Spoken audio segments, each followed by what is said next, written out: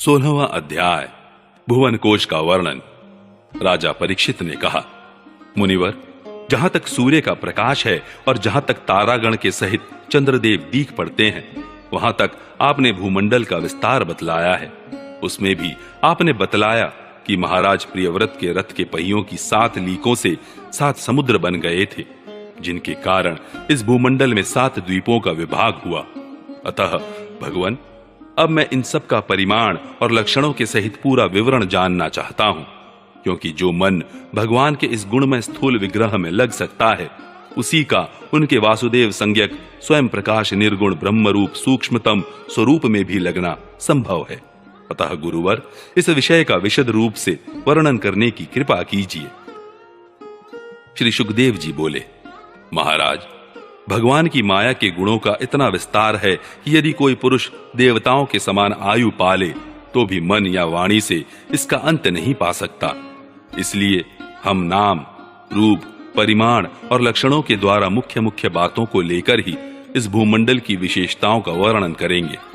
यह जम्बू द्वीप जिसमें हम रहते हैं, भूमंडल रूप कमल के कोश स्थानीय जो 7 द्वीप हैं, उनमें सबसे भीतर का कोश है। इसका विस्तार 1 लाख योजन है और यह कमल पत्र के समान गोलाकार है। इसमें 9-9 हजार योजन विस्तार वाले 9 वर्ष हैं, जो इनकी सीमाओं का विभाग करने वाले 8 पर्वतों से बटे हुए हैं। इनके बीचों बीच इलावृत नाम का 10वां वर्ष है, जिसके मध्य में कुल पर्वतों का राजा मेरु पर्वत है। वह मानो भूमंडल रूप कमल की कर्णिका ही है। वह ऊपर से नीचे तक सारा का सारा सुवर्णमय है और 1 लाख योजन ऊंचा है। उसका विस्तार शिखर पर 32,000 और तलैटी में 16,000 योजन है, तथा 16,000 योजन ही वह भूमि के भीतर घुसा हुआ है, अर्थात भूमि के बाहर उसकी ऊंचाई 84,000 योजन है। ईलावृत वर्ष के उत्तर में क्रमशः नील, श्वेत और श्रृंगवान नाम के 3 पर्वत हैं, जो रम्यक, हिरणमय और कुरु नाम के वर्षों की सीमा बांधते हैं। वे पूर्व से पश्चिम तक खारे पानी के समुद्र तक फैले हुए हैं। उनमें से प्रत्येक की चौड़ाई 2000 योजन है तथा लंबाई में पहले की अपेक्षा पिछला क्रमशः दशमांश से कुछ अधिक कम है। चौड़ाई और ऊंचाई तो सभी की समान है। इसी प्रकार इलावृत के दक्षिण की ओर एक के बाद एक निषद, हेमकूट और हिमालय नाम के 3 पर्वत हैं। नीलादि पर्वतों के समान ये भी पूर्व पश्चिम की ओर फैले हुए हैं और 10-10 हजार योजन ऊंचे हैं। इनसे क्रमशः हरिवर्ष, किमपुरुष और भारतवर्ष की सीमाओं का विभाग होता है। इलावृत के पूर्व और पश्चिम की ओर उत्तर में नील पर्वत और दक्षिण में निषद पर्वत तक फैले हुए गंधमादन और माल्यवान नाम के 2 पर्वत हैं। इनकी चौड़ाई 2-2 हजार योजन है और ये भद्राशो एवं केतुमाल नामक 2 वर्षों की सीमा निश्चित करते हैं। इनके सिवा मंदर, मेरु मंदर, सुपार्श्व और कुमुद, ये 4 10-10 हजार योजन ऊंचे और उतने ही चौड़े पर्वत मेरु पर्वत की आधारभूता थूनियों के समान बने हुए हैं। इन चारों के ऊपर इनकी ध्वजाओं के समान क्रमशः आम, जामुन, कदम्ब और बड़ के 4 पेड़ हैं। इनमें से प्रत्येक 1100 योजन ऊंचा है और इतना ही इनकी शाखाओं का विस्तार है।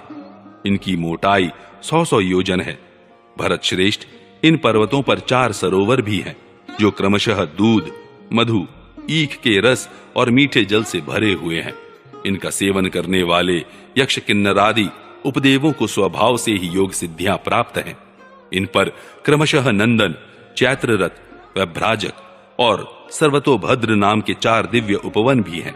इनमें प्रधान प्रधान देवगण अनेकों सुर सुंदरियों के साथ नायक बनकर साथ विहार करते हैं। उस समय गंधर्वादि उपदेवगण इनकी महिमा का बखान किया करते हैं।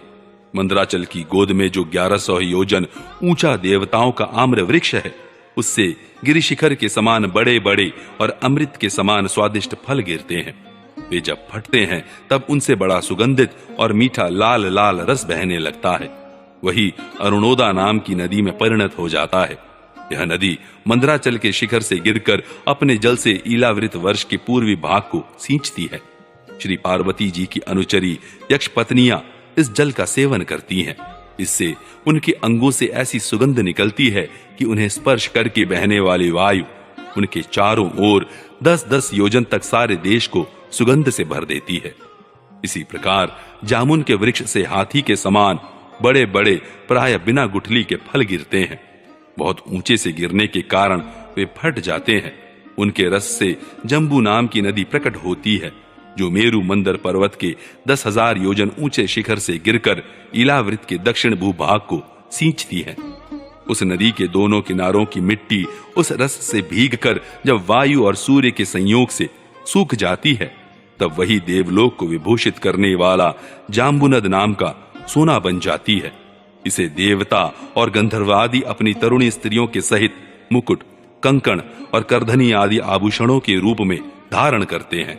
शुपार्श्व पर्वत पर जो विशाल कदम वृक्ष है, उसके 5 कोटरों से मधु की 5 धाराएं निकलती हैं। उनकी मोटाई 5 पुर से जितनी है। ये सुपार्श्व के शिखर से गिरकर इलावृत वर्ष के पश्चिम भाग को अपनी सुगंध से सुवासित करती है। जो लोग इनका मधुपान करते हैं, उनके मुख से निकली हुई वायु अपने चारों ओर 100-100 योजन तक इसकी महक फैला देती है। इसी प्रकार कुमुद पर्वत पर जो शतवल्श नाम का वट वृक्ष है, उसकी जटाओं से नीचे की ओर बहने वाले अनेक नद निकलते हैं। वे सब इच्छानुसार भोग देने वाले हैं।